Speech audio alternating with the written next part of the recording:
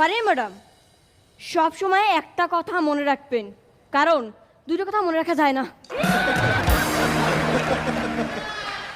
তুষার sir, সেদিনকে কম্বলটা গরম করবো বলে রোদে দিছিলাম। পাশে পাশে আন্টি বলে, কি রে মহিবুল্লাহ, মুতে দিস নাকি?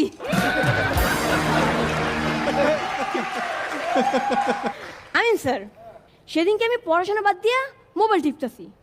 আম্মু এদিকে এসে বলে, মহিবুল্লাহ, তোর মতো বয়সে আমি পড়ার টেবিল দিয়ে উঠতাম না।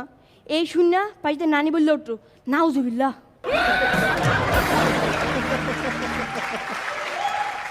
সাদিয়া ম্যাম, আমার গণিত টিচার আমাকে বললো, ধরো তোমাদের 16টা চকলেট আছে, তার ভিতর থেকে 6টা মিমকে দিলা, 4টা আয়শাকে দিলা, আর 3টা বিথিকে দিলা।